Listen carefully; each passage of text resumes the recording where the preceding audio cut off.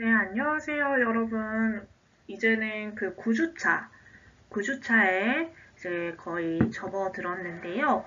여러분들이 이제 중간고사를 한번 치시고, 이제 첫 주가 이제 요 9주차 수업을 온라인으로 들으실 건데, 저희가 5월 1일에는 근로자의 날이라서 이 수업을, 목요일에 오프라인 수업을 온라인 수업으로 대체하는 걸로 제가 알고 있습니다. 그래서 이번 시간 9주차는요, 다 온라인으로 수업을 진행한다라고 이해를 하시면 되겠습니다. 자, 우리가 제가 7주차부터는 이제 기말고사 범위라고 말씀을 드렸었잖아요. 그래서 이 7주차란다. 챕터 7. 죄송해요. 챕터 7까지는 우리가 기말고사 시험 범위 시작점이라고 보시면 되겠습니다. 시작점이고, 이제 우리 교재로 보면은 챕터 11까지가 이제 기말고사 범위, 이제 마지막 범위라고 보시면 될 것 같고요. 우리가 일단은 챕터 7 같은 경우에는 페이지 118페이지고, 여러분들께서 이제 오프라인으로 잠깐 우리가 수업을 진행했었던 걸로 알고 있습니다. 그래서 책 이어서 보도록 할게요. 일단은 교정 치료에 사용하는 기구와 취급 방법을 보도록 하겠습니다. 우리 학습의 목표는요, 이거 전부 다 국가고시에 좀 잘 나오는 것들이라고 지난 시간 말했던 것 같습니다. 그래서 브라켓, 튜브, 스크류, 코일 스프링 또는 와이어 굴곡용 겸자 이런 것들을 좀 알 수 있고요. 그 다음에 와이어 결찰, 그 다음에 잡기, 시간 이개용 겸자, 또는 와이어 절단용 겸자, 밴드 장착과 철거에 필요한 기구, 브라켓 본딩에 필요한 기구, 이런 것들을 이제 다 아시는 게 우리 국가고시에 좀 잘 나온다라고 볼 수가 있겠습니다. 그래서 우리가 지금 책 페이지 118페이지부터 119페이지까지는 지금 지난 시간에 다 나갔었고요. 와이어를 설명을 하다가, 와이어 종류들을 설명을 하다가 이제 수업이 끊긴 걸로 제가 기억을 하는데요. 일단은 페이지 119페이지 이어서 보도록 할게요. 일단은 우리 와이어 종류에서는요, 스테인리스 재질의 와이어가 있고, 그 다음 코발트 크롬 와이어가 있다고 했습니다. 그 다음에 이제 우리의 자주 사용을 하는 나이타이 와이어를 보실 건데요. 이 나이타이 티타늄, 니켈 티타늄 와이어를 우리는 임상에서 나이타이 와이어라고 합니다. 그래서 이 나이타이 와이어는 우리 여자분들 속옷에 와이어 들어가 있는 거 있죠. 난창난창하게 돼 있는 거. 그게 이제 이 나이타이 와이어의 재질로 되어 있다라고 보시면 되겠습니다. 그래서 우리가 쉽게 생각을 하면은 이제 속옷 같은 거를 이제 세탁을 할 때 이게 손으로 빨지 않고 세탁기에다 그냥 이렇게 막 집어넣으면은 이 와이어들이 미세하게 이제 변형이 되는 경험을 한번 해보신 적이 있으실 겁니다. 그래서 이제 그런 이유들이 이 나이타이라는 와이어는 굉장히 낭창낭창하고 변형이 쉬운 그런 와이어의 특징을 갖고 있다는 점 참고하시면 될 것 같고요. 이 니켈 티타늄 와이어 같은 경우에는요, 형상기역 합금으로 제조된 형태로 다시 되돌아가려는 특성과 초탄성을 가지면서 이제 변이된 치아에 사용할 수 있는 와이어입니다. 그래서 우리가 삐뚤빼뚤하게 나와 있는 치열이 부정치열로 이렇게 돼 있는 그런 것들을 초기에 이렇게 치아 배를 쫙 예쁘게 만들 때 그때 사용하는 게 주로 나이타이 와이어다 라고 보시면 되겠습니다. 그래서 우리 그 나이타이 와이어 같은 경우에도 014 또는 016부터 사이즈를 사용을 하죠. 014 또는 016. 왜냐? 얘네들이 제일 그 사이즈가 작기 때문에 얘네부터 이제 힘을 조금씩 이제 가해지면서 이제 그 교정을 치료를 하는 겁니다.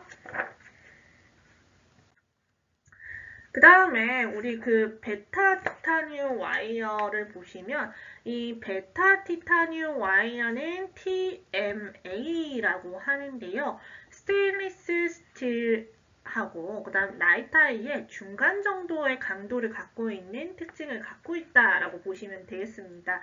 그래서 강도와 탄성이 좋고요. 성형성이 좋아서 주로 최종 단계의 직사각형 와이어로 사용이 됩니다. 그래서 우리가 제가 첫 시간이 아니라 지난 시간에 우리 와이어의 단면을 한번 잘라보면은 이 와이어가 이렇게 생겼을 때 얘를 한번 이렇게 단면을 이렇게 딱 잘라보면은 단면이 이렇게 네모나게 생긴 거 있죠. 얘네들은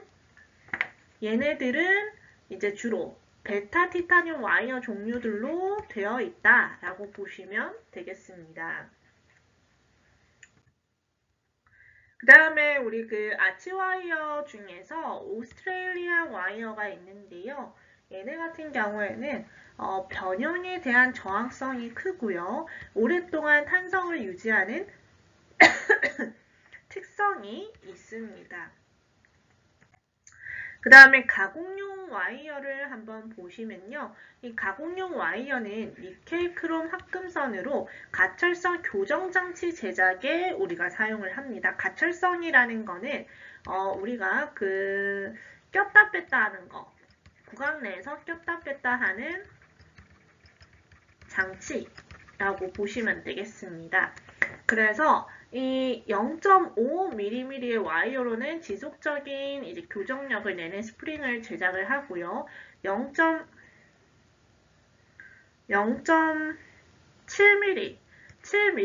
또는 0.9mm 와이어로는 클라스프나 라벨부를 제작을 할 때 우리가 사용을 한다라고 보시면 되겠습니다. 이 라비얼부 같은 경우에는요, 뭐냐면 이게 유지 장치나 교정 다 끝나고 유지 장치나 가철식 장치에서 입술 쪽에 위치해서 전치부를 지지 또는 유지 해주는 와이어다 라고 볼 수가 있겠습니다. 그 다음에 결찰 와이어 보겠습니다. 이 결찰 와이어는 리게이처 와이어라고도 하고요. 이 리게이처 와이어는 호선을 치면에 고정시킨 브라켓에 장착하기 위한 와이어라고 볼 수가 있고요. 주로 직경이 0.009, 0.01, 0.011인치에 가는 스테인리스 스틸 와이어를 사용을 합니다. 그래서 지금 A하고 B라는 두 가지 타입이 있는데요. 우리 결찰 와이어, 리게이처 와이어는 지금 이렇게 생긴 것들이 리게이처 와이어라고 볼 수가 있겠습니다. 그래서 얘네들은 어떻게 사용을 하냐면 예를 들어서 이렇게 브라켓이 있어요. 이렇게 있는데 여기에서 이제 와이어 체인지를 한다고 이제 여기 와이어를 이렇게 연결을 시킵니다.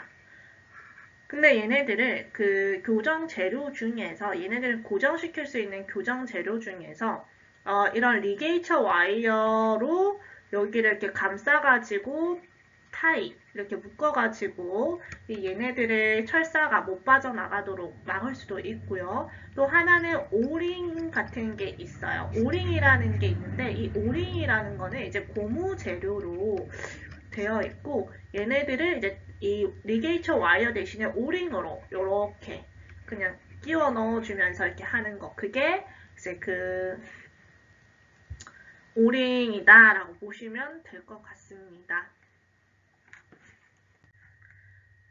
자, 그래서 이제 다음 뒷페이지 보시면은 우리 그 치간 이개 와이어를 한번 보시면 치간 이개 와이어는 separating wire라고도 하는데 이 separating wire를 할 때 와이어를 사용을 할 때 separator가 필요하겠죠. separator 기구. 그거는 뒷페이지에서 아마 보실 겁니다. 근데 일단은 이 치간 이개 와이어를 보시면 이 separating wire는요. 밴드를 치아에 장착하기 위해서 인접 치아 사이에 이제 밴드 재료를 두께만큼 벌려줄 때 그때 이 separating wire를 사용을 합니다. 그래서 얘네 같은 경우에는요. 지금 이런 그 파란색 고무 같은 것도 있고 이렇게 철사 같은 것도 있는데요. 여기 우리가 주로 치아 배열을 할 때 이렇게 서로 간의 공간이 벌어져야지 이게 이렇게 움직일 때 이제 그거를 치아 배열을 할 수 있는 그런 공간이 확보가 되잖아요. 그렇기 위해서 우리가 와이어라든지 아니면 브라켓을 붙이기 전에 공간 확보를 위해서 이 separating 와이어를 이 치아 사이에 끼워 넣어 주는 겁니다. 그렇게 하는 거고, 혹시 교정을 어릴 때 교정 치료를 해보셨던 경험이 있으신 분들은 이거 치아 사이 벌리는 경험을 한번 해본 적이 있을 거예요. 그 다음에 그 밴드를 보시면 이 밴드는 얇은 스테인리스 판이라고도 하고요. 여러 가지 폭이랑 두께가 있는데 주로 우리가 치아에 맞춰서 밴드 포밍 플라이어로 적합을 시킵니다. 이 밴드 포밍 플라이어도 뒷페이지 보시면 아마 나올 건데요. 자, 최근에는 각 치아에 따른 크기별로 이 밴드를 사용을 하고요. 이 밴드의 튜브가 이제 붙어 있어서, 납착되어 있어서 기성제품으로 시판되기도 합니다.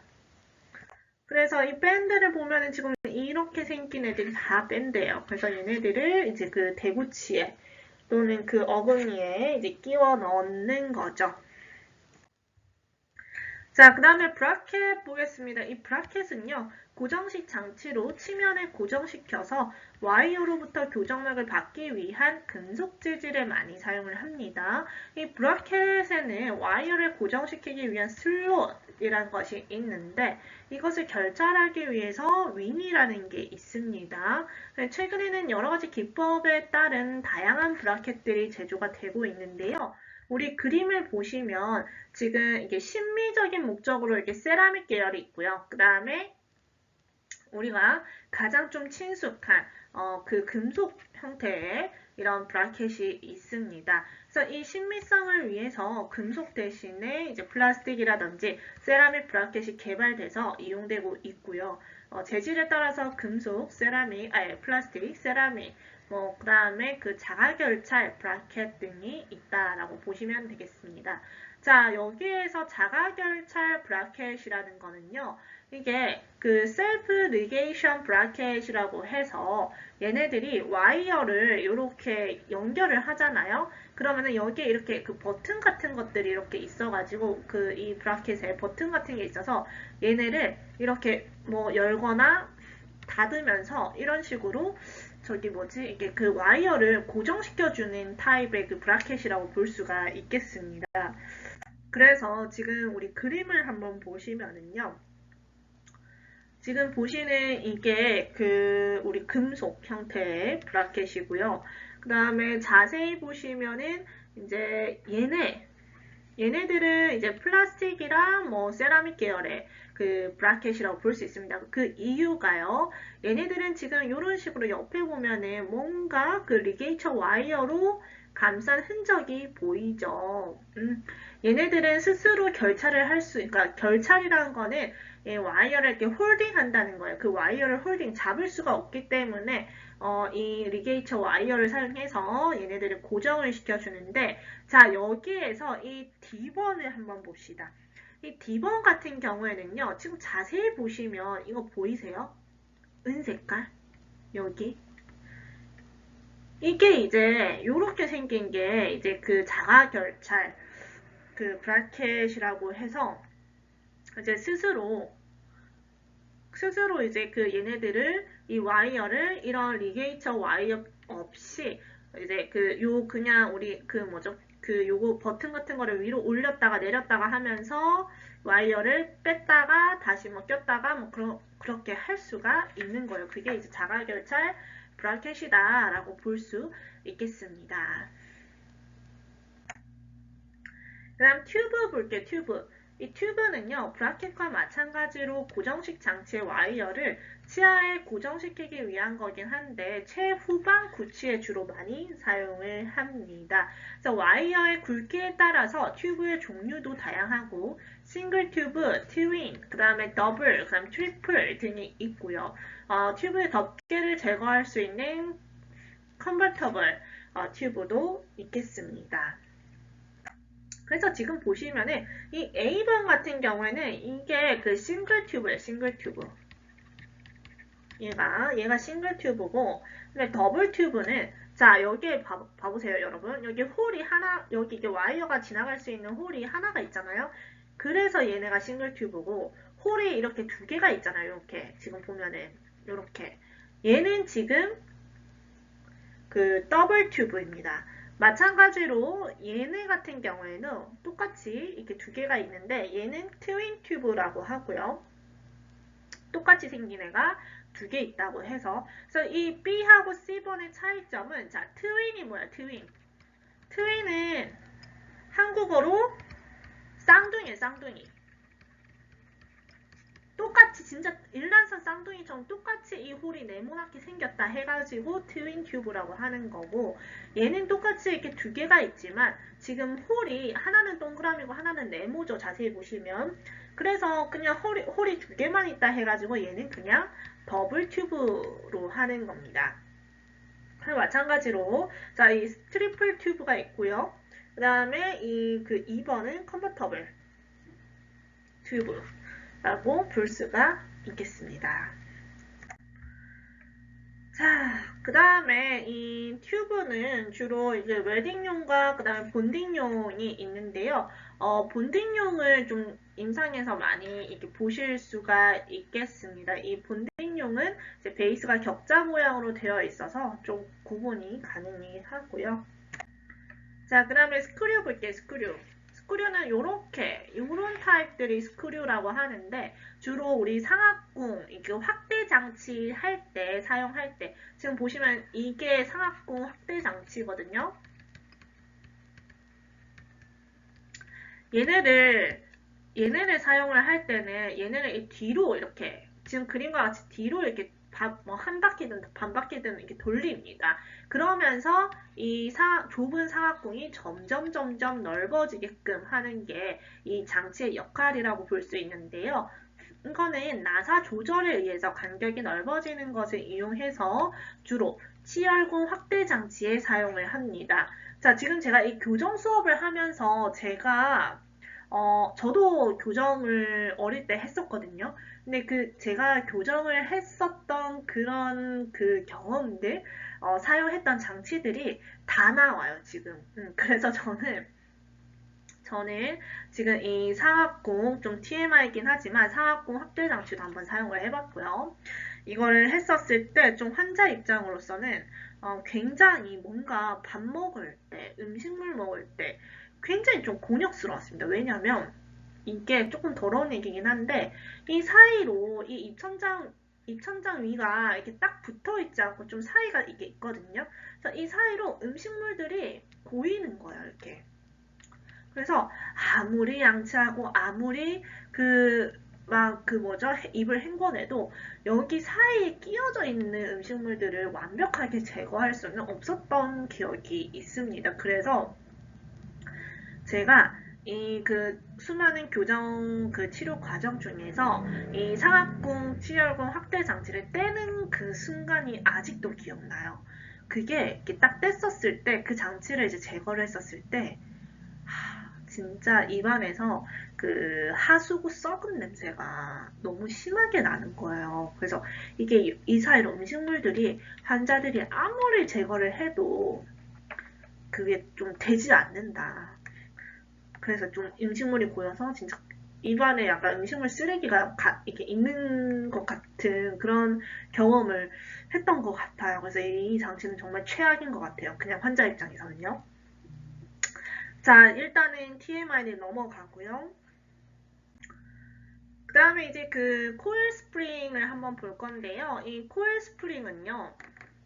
자, 가는 교정선을 코일 모양으로 이렇게 코일 모양으로 이제 감은 거라고 해서 코일 스프링이라고 하는데 이게 클로즈드 코일 스프링이 있고 오픈 코일 스프링이 있습니다. 자, 이거의 차이점이 뭐냐면 클로즈드 코일 스프링 같은 경우에는요.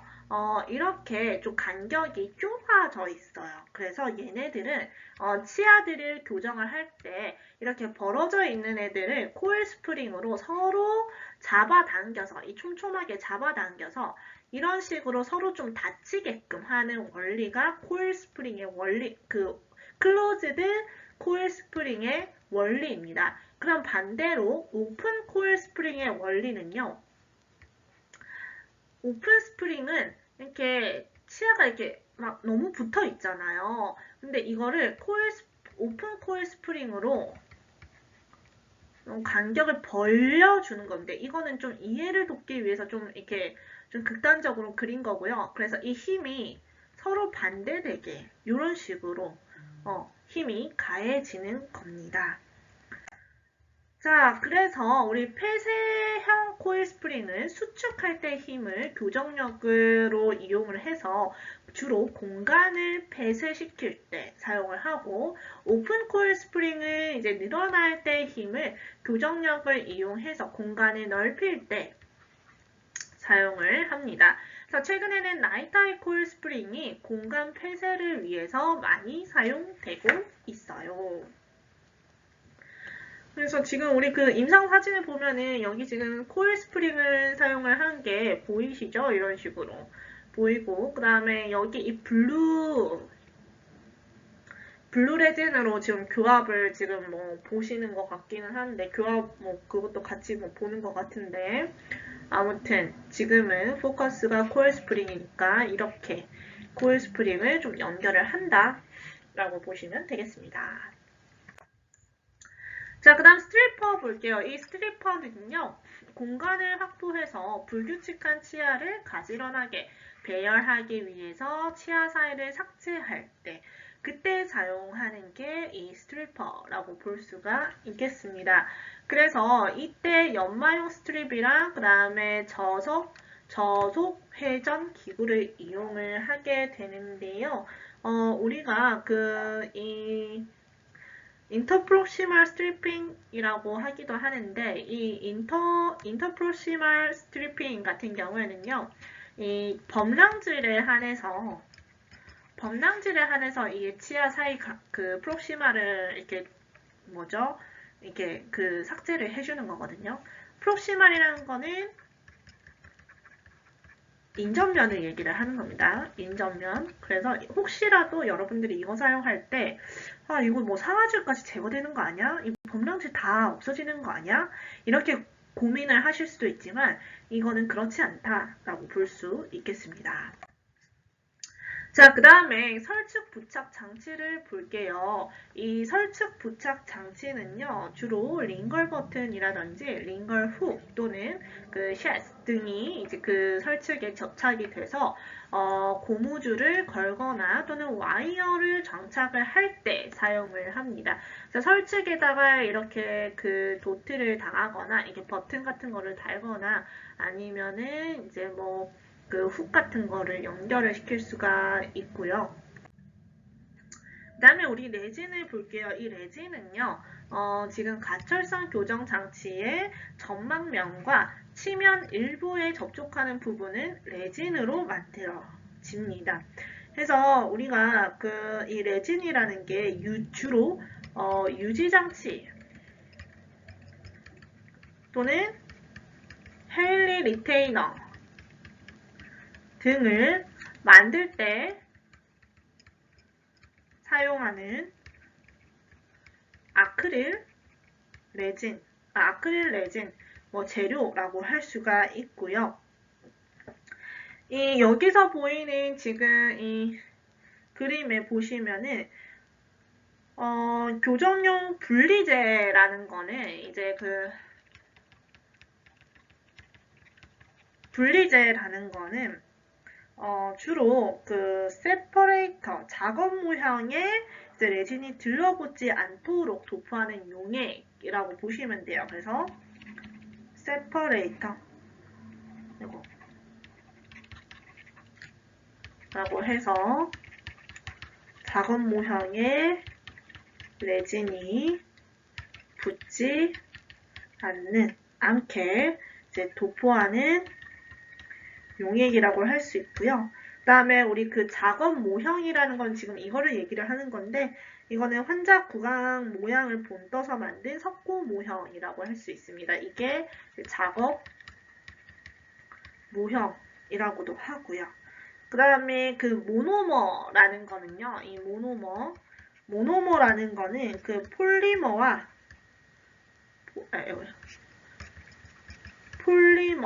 폴리머와 혼합해서 경화시킬 때 사용하는 거고요. 딱딱하게 만들 때. 그 다음에 교정용 레진 폴리머가 있는데요. 이거는 주로 가루 형태의 아크릴릭 레진이라고 볼 수 있습니다. 한 번 더. 자, 교정용 레진 같은 경우에는 가루 형태의 아크릴 레진이다 라고 보시면 되겠습니다. 자, 일단은 오늘 수업은 여기까지 하고요. 다음 시간 이어서 강의하도록 하겠습니다. 고생하셨습니다.